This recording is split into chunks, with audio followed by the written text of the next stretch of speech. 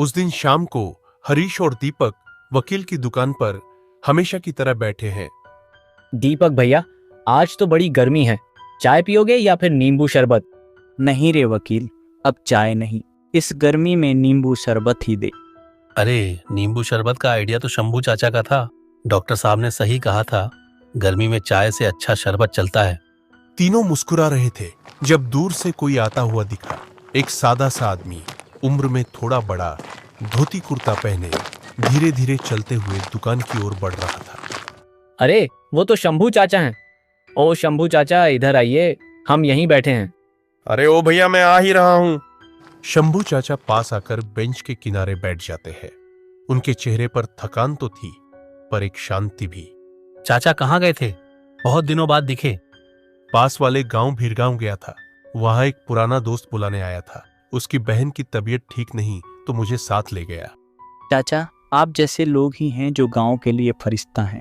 पिंटू के ढाबे की बात ही देख लो, जब शहर में उसका धंधा बैठ गया, आपने ही मदद की थी। बिल्कुल, आपने तो स्टेशन के पास खुद के खर्च से उसके लिए ढाबा बनवाया। अब कितना अच्छा चल रहा है उसका काम। अरे बेटा, बस यही कोशिश है कि किसी के काम आ जाऊं। ईश्वर की कृपा है कि मैं किसी के लिए कुछ कर पा रहा हूं। वातावरण में थोड़ी देर के लिए एक ठहराव आ गया। हवा में गर्मी तो थी, पर उस शाम के पल में शांति थी। अचानक शंभू चाचा थोड़े गहरे सुर में बोलते हैं, पिंटू के ढाबे की बात चल रही थी ना? उस बात ने मुझे एक घटना याद दिला दी। बहुत पुरानी बात है, लेकिन बहुत डरावनी भी। डरावनी? चाचा, अब तो आपको सुनानी ही पड़ेगी। आपकी कहानियां सच में डर बैठा देती हैं। हाँ चाचा, कहिए ना। शंभू चाचा ने इधर उधर देखा, फिर गहरी सांस लेकर बोलना शुरू किया। ये बात कोई 25 साल पुरानी है। उस दिन मैं अपने घर पर ही बैठा था। कुछ मरीज देखने आए थे। तभी एक पुराना दोस्त मिलने आया। कहता है, चाचा, मेरी बहन की तबीयत बहुत खराब है। गांव में सब डॉक्टर दिखा लिए, कोई असर नहीं। बस एक बार आप चलो, कुछ हो सकता है। वो बहुत उम्मीद लेकर आया था। सुबह से ही आसमान में बादल थे, जैसे कोई तूफान आने वाला हो। लेकिन मैं समय पर तैयार हुआ और नरकटिया स्टेशन से ट्रेन पकड़ ली। ट्रेन में बैठे शंभू चाचा खिड़की से बाहर बारिश का नजारा देख रहे थे। कुछ ही देर में तेज बारिश शुरू हो गई थी। रास्ता कठिन लग रहा था, लेकिन चाचा का हौसला मजबूत था। ट्रेन से उतरकर मुझे भीरगांव की बस पकड़नी थी।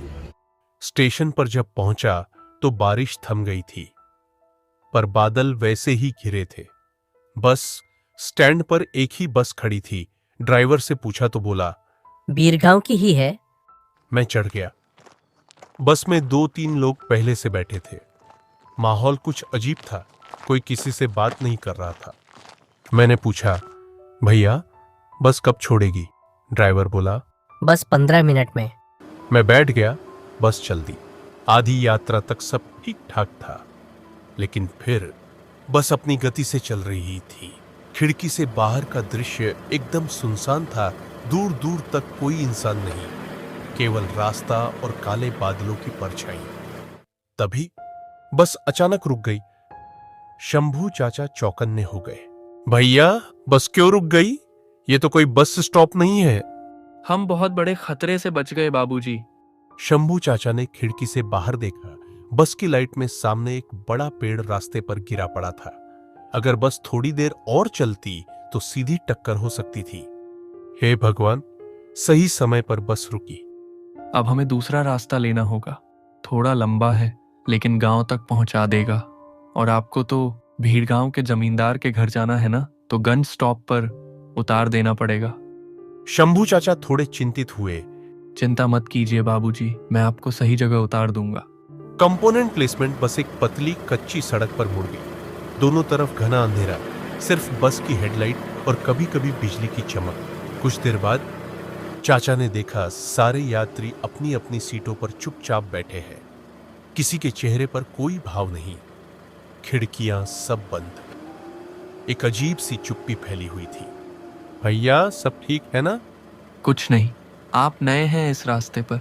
बस काम खत्म करिए और जल्दी लौट आइए। शंभू चाचा ने और कुछ नहीं पूछा।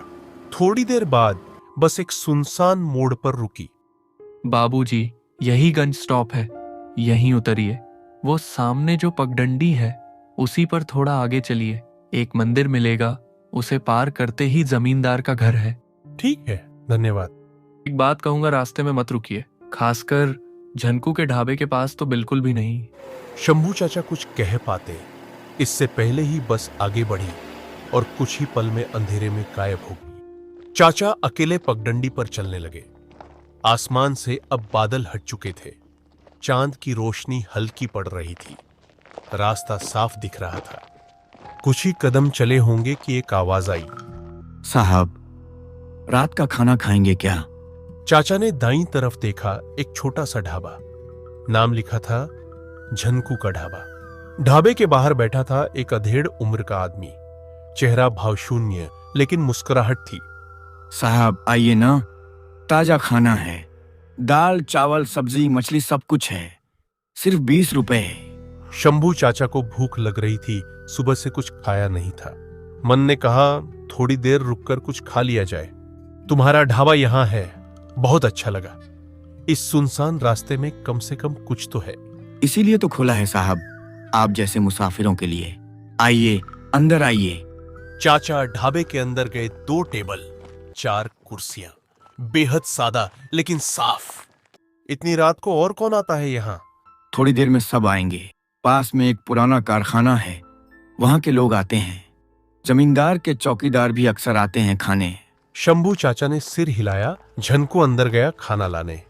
चाचा बैठे ही थे कि अचानक बाहर की तरफ देखा। 2 आदमी अंदर आ रहे थे, लेकिन अगले ही पल चाचा का चेहरा पीला पड़ गया। वो 2 आदमी, या शायद 2 कंकाल, धोती पहने हुए लेकिन चेहरा बिल्कुल फीका, आंखें खोखली। चाचा घबरा गए लेकिन खुद को संभाला। आज तुम्हारी बारी है, अब तुम भी हमारे साथ ही रहोगे। शंभू चाचा स्तब्ध थे। तभी झनकू लौट आया, गरमागरम खाना लेकर। साहब, ये दाल चावल और सब्जी लीजिए, मछली थोड़ी देर में लाता हूँ। चाचा कुछ कहना चाहते थे, लेकिन झनकू के चेहरे पर कुछ अलग ही शांति थी। अरे तुम लोग रोज खाते हो, साहब नए हैं, थोड़ा ध्यान रखना चाहिए ना। शंभू चाचा भूख में थोड़ा सा खाना खाने लगे।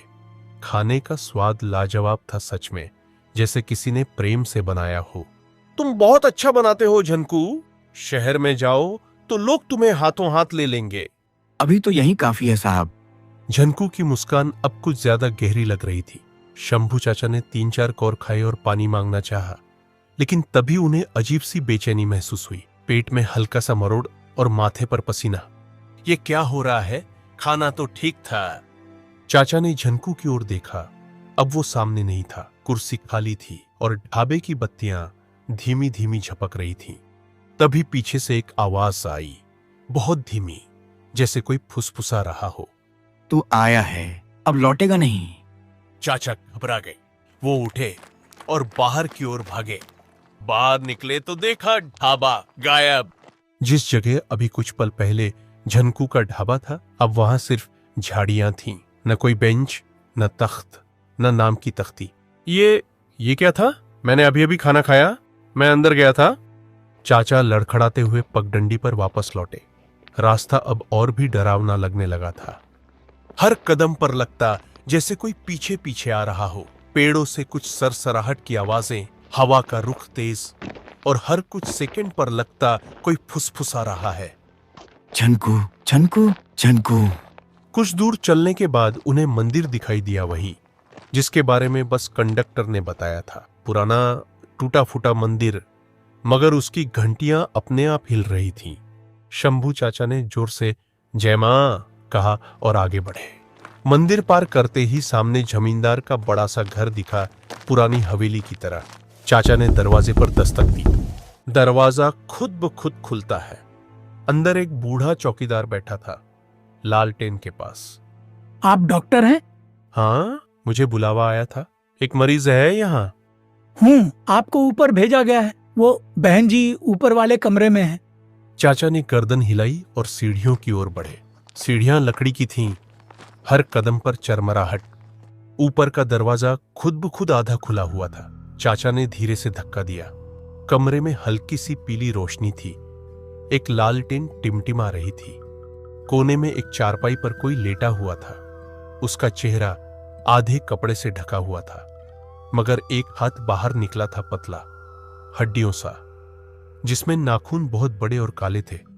बहन जी, आप सुन पा रही हैं?